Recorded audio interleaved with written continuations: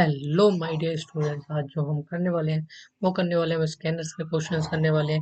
वो करने वाले हैं हम चैप्टर के residential status and scope of total income के जो हमारे स्कैनर्स के क्वेश्चंस है उसको प्रैक्टिस करने वाले हैं। आइए वीडियो सेशन को स्टार्ट करते हैं बिना टाइम वेस्ट करें। जैसे कि जो हमारा फर्स्ट क्वेश्चन है, ठीक है, वो मिस बिंदु का है। मिस बिंदु है वो हमारी, वो एक नॉन रेसिडेंट है, ठीक है, नॉन रेसिडेंट है। वो रेसिडिंग है वो न्यूयॉर्क में सिंस 1961 से, बट वो कम बैक आई है यानी कि इंडिया में, यानी कि ये हो गया हमारा विजिट इंडिया का केस।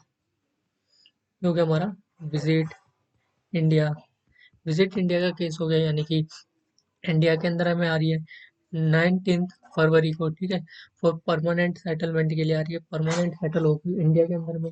और हमें इसका एक्सप्लेन करना है, जो कि करना है हमें रेसिडेंशियल स्टेटस को हमें एक्सप्लेन करना है मिस बिंदु का, जो कि असेसमेंट ईयर है वो है 25 to 26 का, in accordance with the pre various provisions Indian income tax act 1961 के अकॉर्डिंग में करना है। ठीक है, तो इसके अंदर में जो कि हमारी फर्स्ट जो कि बेसिक कंडीशंस भी लिखनी पड़ेगी, ठीक है, जिससे कि आपको रेसिडेंशियल स्टेटस मिल जाएगा। जो हमारी एडिशनल कंडीशंस है उससे आपको ऑर्डिनरी रेसिडेंट है या नॉट ऑर्डिनरी रेसिडेंट वो आपको फाइंड आउट होने में ईजी हो जाएगा। ठीक है, देन चेकआउट करते हैं पहले तो। ठीक है, पहले तो चेकआउट करेंगे कि ये हमारे जो कि बेसिक कंडीशंस है, ठीक है, क्या उसको सेटिस्फाइड कर रहा है जो बेसिक कंडीशंस में से, ठीक है, जो कि फर्स्ट है, ठीक है। अगर हम निकालते हैं,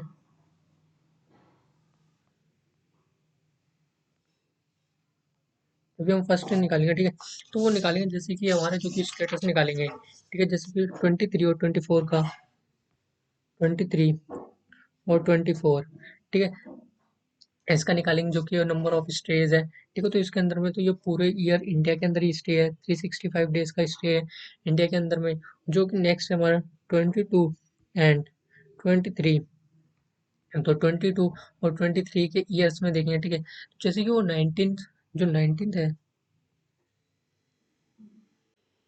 19 फरवरी 23 को वो विजिट इंडिया हो गया था, ठीक है, मिस बिंदु हमारी विजिट इंडिया का केस था।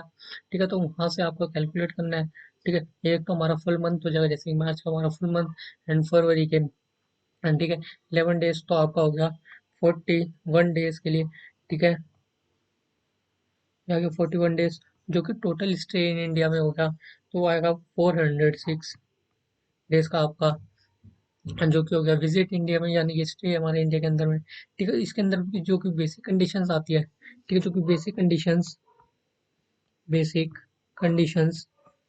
ठीक है, बेसिक कंडीशंस को लिखिए जिससे कि आपका रेसिडेंशियल स्टेटस को निकालने में आपकी हेल्प होगी। ठीक है, आइए अब रेसिडेंशियल स्टेटस में बेसिक कंडीशंस लिखते हैं, जो कि आपकी मिस बिंदु का लिखेंगे। मिस बिंदु, मिस बिंदु would be said, would be said to be resident in India, resident in India। Then इसके अंदर में जो कंडीशंस है, ठीक है, आप उन कंडीशंस को लिखेंगे, ठीक है, जो कि फर्स्ट कंडीशन है, फर्स्ट कंडीशन आती है, वो आती है ही स्टेज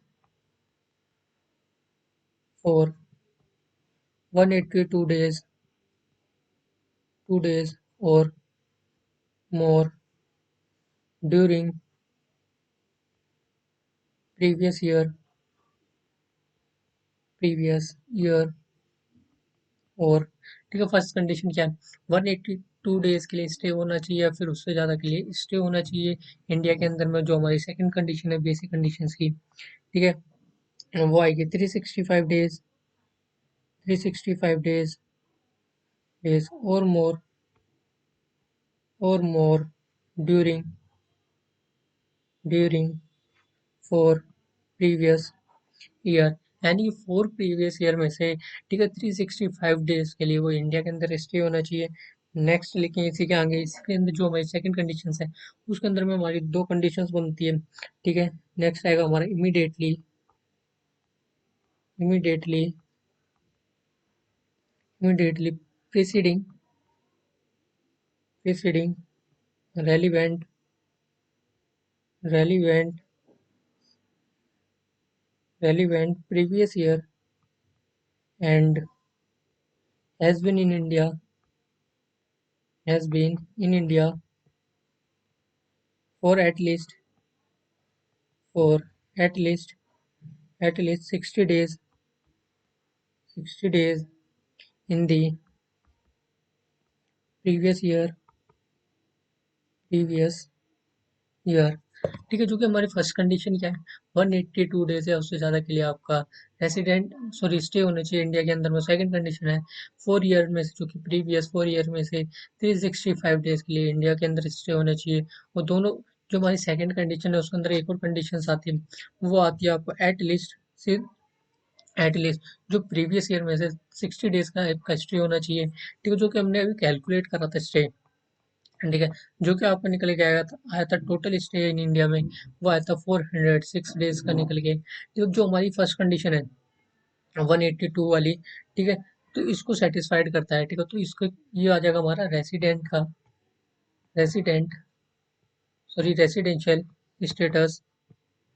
मिस बिंदु को रेसिडेंशियल स्टेटस मिल जाता है, वो रेसिडेंट इन इंडिया माना जाएगा। ठीक है, क्योंकि जो हमारी जो बेसिक कंडीशन होती है, बेसिक कंडीशंस में से हमें एक कंडीशंस को सेटिस्फाइड करना है। ठीक है, बोथ कंडीशंस को सेटिस्फाइड करना कंपलसरी नहीं है, वो है हमारे बोथ कंडीशंस को सेटिस्फाइड करना, वो हमारी एडिशनल कंडीशंस में आते हैं।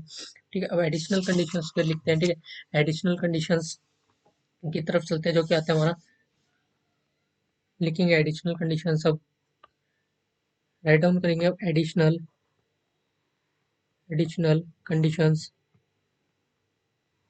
Additional conditions. ठीक है, अब एडिशनल कंडीशंस की तरफ चलते हैं। जो वो फर्स्ट आती है आपकी एडिशनल कंडीशन, ठीक है, उसको समझेंगे। फर्स्ट, जो कि आपकी एडिशनल कंडीशन, वो आपकी प्रीवियस 10 ईयर्स में से, ठीक है, 2 ईयर के लिए वो रेसिडेंट होना चाहिए।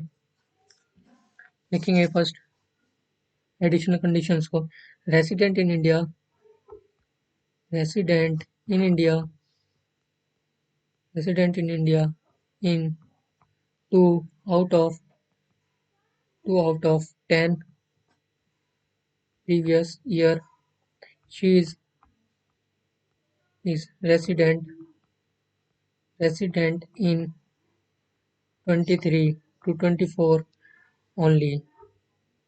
ठीक है, एडिशनल कंडीशन फर्स्ट क्या कहती है, आपको प्रीवियस ईयर में, जो कि 10 प्रीवियस ईयर के अंदर में आपको 2 ईयर्स में आपको रेसिडेंट होना कंपलसरी है। ठीक है, बट हमें एडिशनल कंडीशन में क्या है, एक कंडीशन को सेटिस्फाइड करना है, नहीं, हमें बोथ कंडीशन को सेटिस्फाइड करना है।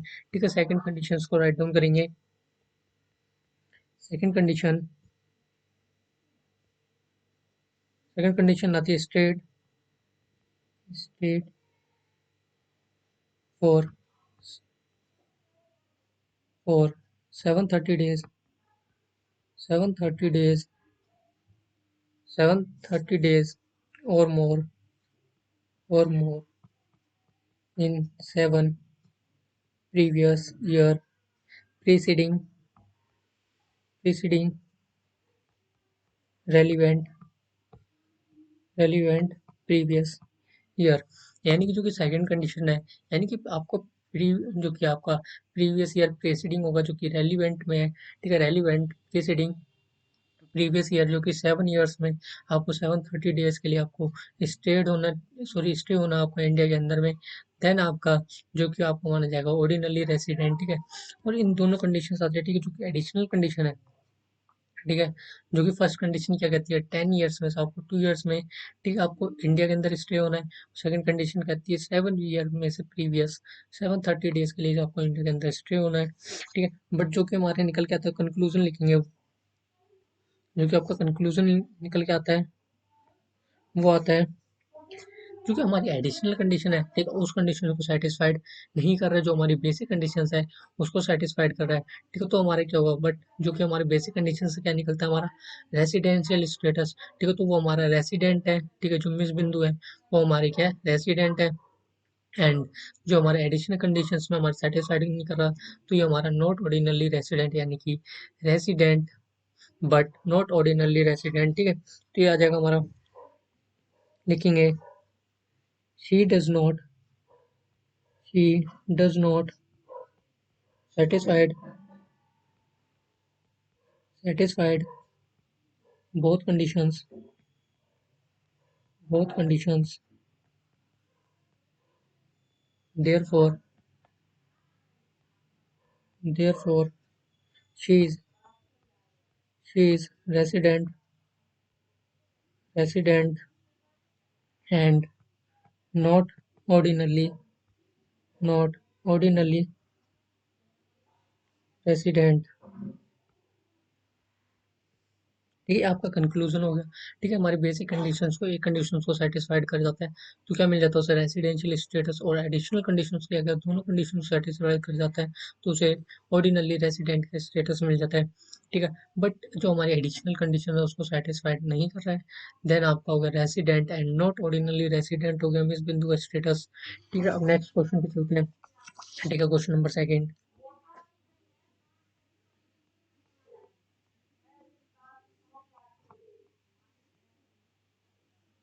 क्वेश्चन नंबर सेकंड रीड करते हैं। ठीक है, who is residential status of a company. Company का हमें रेसिडेंशियल स्टेटस को डिटरमाइन करना है according to income tax act 1961 में। ठीक है, और उसका असेसमेंट ईयर गिवन है 25 टू 26 का। एंड देन आइए करते हैं इसका, क्योंकि हमें डिटरमाइन करने के लिए क्या क्या जरूरी होता है। ठीक है, कंपनी का आइए उनको राइट डाउन करेंगे पहले, फिर देन एक्सप्लेन करेंगे। एक करेंगे solution question number two.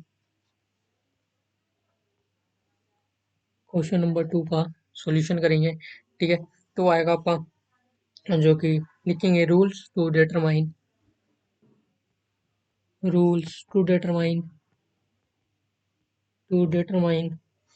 residential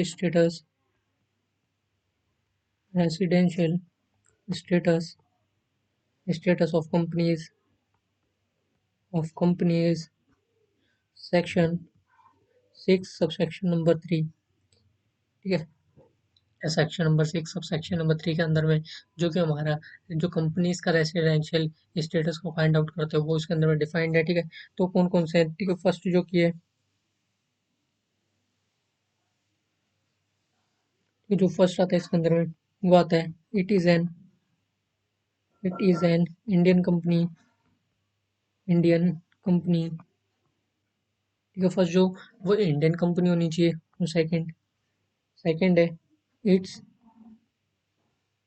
place of effective management management management at any time in that year is in India. ठीक है, जो कि प्लेस ऑफ इफेक्टिव मैनेजमेंट है। ठीक है, जिसको कि हम पोएम भी कहते थे। ठीक है, प्लेस ऑफ इफेक्टिव मैनेजमेंट उसका जो कि वो हमारा इंडिया का होना चाहिए। Place of effective management India का होना चाहिए। ठीक है, तो जो कि फर्स्ट है आपकी इंडियन कंपनी होनी चाहिए। Second, place of effective management आपका इंडिया का होना चाहिए।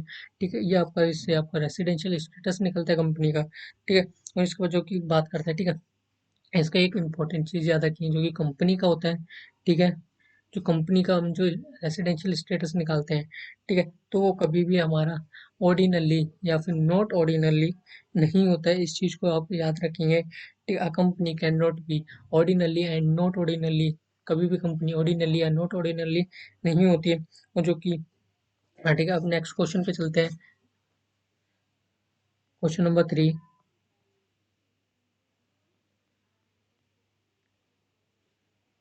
अब आता है हमारा क्वेश्चन नंबर 3 के अंदर में जो कि डीम्ड अक्रू और राइस इन इंडिया वाला आता है हमारा क्वेश्चन। ठीक है, जो इनकम डीम्ड टू अक्रू और arise in India to a non resident. ठीक है, नॉन रेसिडेंट है और उसका इनकम जो कि आता है इनकम डीम्ड टू अक्रू और अराइज इन इंडिया का ठीक केस है। उसके अंदर में हमारा नॉन रेसिडेंट और इंटरेस्ट दे रखा है, royalty fees and technical services has to be taxed in India in respective of territorial nexus. Examine करना है हमें करेक्टनेस और otherwise of the given statement. ठीक है, इस क्वेश्चन का हमें सॉल्यूशन करना है। देन आइए सॉल्यूशन करते हैं इसका क्वेश्चन नंबर 3 का। सॉल्व करते हैं क्वेश्चन नंबर 3। क्वेश्चन नंबर 3 को सॉल्व करेंगे। ठीक है, तो लिखेंगे इसमें income by way of interest income income by way of interest of interest, royalty or fees for technical services, technical services, services which is which is which is deemed to accrue or arise in India by virtue of clause fifth, 5, 6 and 7 of 7 of section section 9 subsection number 1।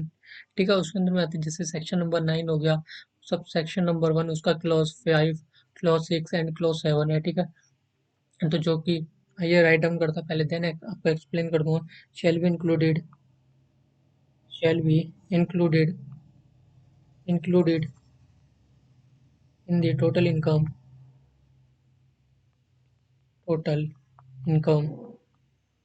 of the the non-resident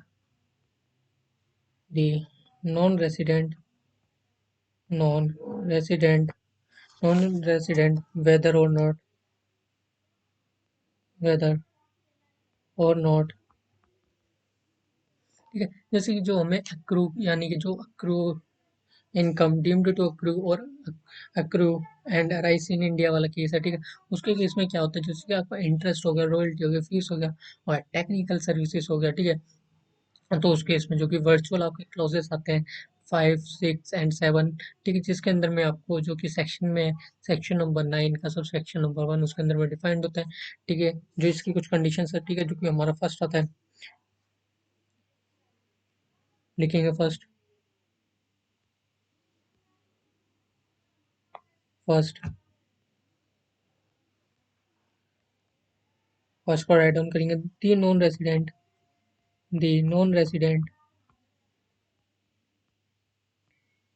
as a residence और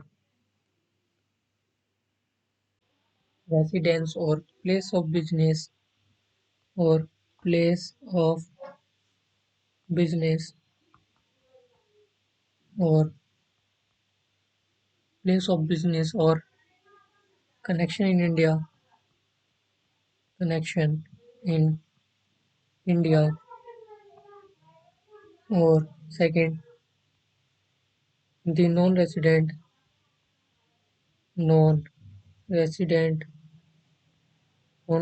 has rendered service in India this is in India. ठीक है, जो कि आपका non resident है। ठीक है, तो आपका रेसिडेंस और प्लेस ऑफ बिजनेस और कनेक्शन इन इंडिया। ठीक है, ये सब चीज़ देखी जाती है कंपनी के केस में। ठीक है, जो next income deemed to accrue in arise in India के केस में, और देन आपका non resident has rendered services in India check out करना पड़ेगा देन आपका। ठीक है, बाकी आपकी कंडीशन है, बाकी आप पूरा ही एक्सप्लेन कर देंगे। ठीक है, तो इजी रहेगा, बट हम इसमें शॉर्ट्स में करने के लिए हमें पूरा का पूरा इसके अंदर सॉल्व करना है। ठीक है, नेक्स्ट जो कि आएगा हमारा प्रैक्टिकल क्वेश्चन, ये हमारा लास्ट क्वेश्चन होगा जो कि क्वेश्चन नंबर 4। ठीक है, वो हमें इसी के अंदर में ही सॉल्व कर लेंगे। ठीक है,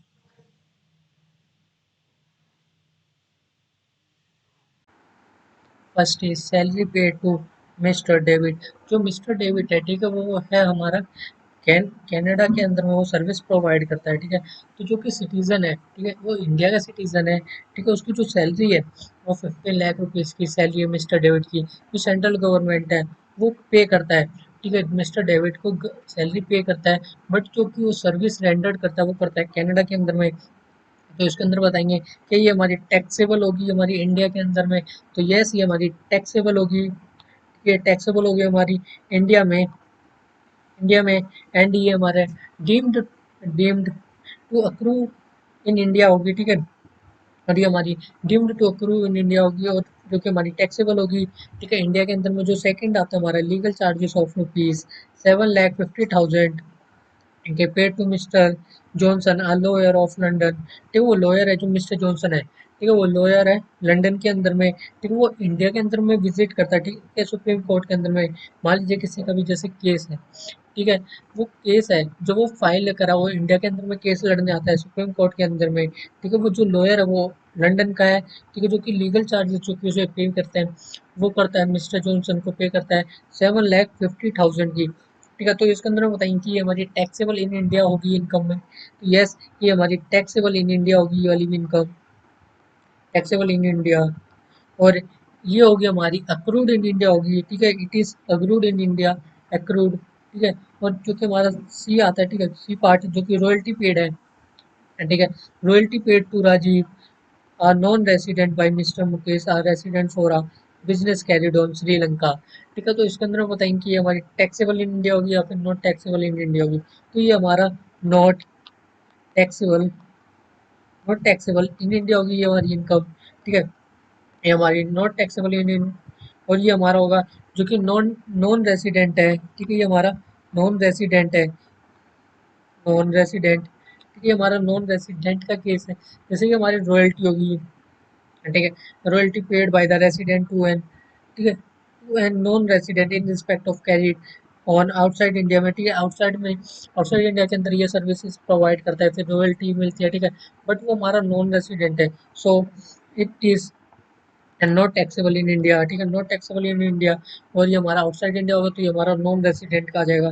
ठीक है, नेक्स्ट बात करते हैं जो कि इंटरेस्ट रिसीव्ड है। ठीक है, वो रिसीव्ड आपको 1 लाख का, जो money borrowed from France by mister Diana are non resident for the business at Bangalore. तो इसका क्या आएगा, ये हमारी टैक्सेबल होगी क्या इंडिया में? Yes, this income is taxable in India, taxable in India, in India. और जो इनकम है वो रिसीव्ड इन इंडिया हो रही है। ठीक है, so it is income is received in India. Then इसी के साथ में हमने 4 क्वेश्चन कर लिया। ठीक है, जो फर्स्ट क्वेश्चन था उसको एक बार रिवाइज कर लेंगे। ठीक है, थोड़ी वॉइस में थोड़ी प्रॉब्लम आ रही है क्योंकि लिए आज मेरी तबीयत खराब है, इसलिए देन इसलिए थोड़े इश्यूज आएंगे आपको। ठीक है, थोड़े समझने में इश्यूज आएंगे इस वाले लेक्चर में। ठीक है, सो कॉम्प्रोमाइज कर लेना। ठीक है सर, और जो जैसे कि हमने फर्स्ट क्वेश्चन करा था। ठीक है, जो हमने कल फर्स्ट क्वेश्चन कर लिया। ठीक है, उसका सॉल्यूशन को एक बार रिपीट करते हैं।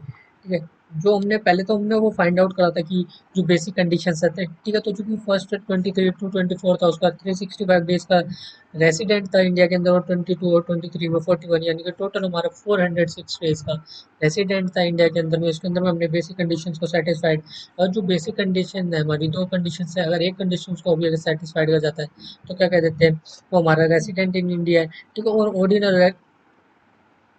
और ऑर्डिनरली रेसिडेंट चेकआउट करने के लिए आपको एडिशनल कंडीशंस को सेटिस्फाइड करना पड़ेगा। उसके अंदर में हमें बहुत कंडीशंस को हमें सेटिस्फाइड करना पड़ेगा, तभी हम कहेंगे वो हमारा रेसिडेंट इन इंडिया है। ठीक है, सो जो हमारा, जैसे कि जो हमारी मिस्टर, वो मिस, नाम क्या था, मिस बिंदु थी। ठीक है, मिसेस बिंदु, उनकी पता है, उन्होंने जो बेसिक कंडीशन थी, उनकी जो फर्स्ट कंडीशन को सेटिस्फाइड कर दिया था 182 डेज वाला। ठीक है, सो वो हमारा रेसिडेंट हो गया था, बट एडिशनल कंडीशन के जो बहुत कंडीशन को सेटिस्फाइड करना है उनको सेटिस्फाइड नहीं कर पाए थे, सो वो रेसिडेंट था एंड नॉट ऑर्डिनरली रेसिडेंट। ठीक है, इसके बाद जो हमारे रूल्स की बात थी, ठीक है, जो कि कंपनीज के थे। ठीक है, कंपनीज के रूल्स जो कि था, फर्स्ट आपको इंडियन कंपनी देखना पड़ेगा और पोएम देखना पड़ेगा उसका, जो कि place of effective management in India होना चाहिए। देन उसके बाद था जो क्वेश्चन नंबर 3 में, जो कि थे हमारे इंटरेस्ट हो गया, रॉयल्टी हो गया, fees, technical services which has deemed to accrue और अराइज इन इंडिया वाला केस था। ठीक है, जिसके अंदर कि हम सेक्शन नंबर 6 का, सॉरी 9 का, सब सेक्शन नंबर 1 का clause 5th 6th and 7th जो कि हमने पढ़े थे। ठीक है, रेगुलर लेक्चर्स के अंदर में, या फिर आपने वन शॉट देखा होगा उसके अंदर में भी। ठीक है, जो कि फर्स्ट था वो हमारा नॉन रेसिडेंट था और रेसिडेंस था, प्लेस ऑफ बिजनेस और कनेक्शन इन इंडिया। और देन नेक्स्ट था हमारा non resident has rendered services in India. Non resident है बट वो रेंडर्ड करता है सर्विसेज इंडिया के अंदर में। ये हमारे 3 क्वेश्चन हो गए थे। फोर्थ क्वेश्चन में हमने जो देखा था, कि कौन सी हमारी इनकम टैक्सेबल इन इंडिया है, या फिर deemed to accrue in rise in India है, या फिर हमारा नॉन रेसिडेंट ये चीज़ करी थी हमने। और आज के जो कि स्कैनर्स के हमने फोर चार क्वेश्चन कर लिए, ठीक है, बाकी क्वेश्चन करेंगे हम नेक्स्ट क्लास में, क्योंकि लिए आज मेरी थोड़ी तबीयत खराब है। देन ये हमारा छोटा सा लेक्चर होगा, ठीक है। सो इसमें आपको थोड़ा सा जो भी प्रॉब्लम आई होगी उसके लिए सॉरी। एंड अब मिलते हैं नेक्स्ट वीडियो में, तब तक के लिए take care and bye bye and जय हिंद।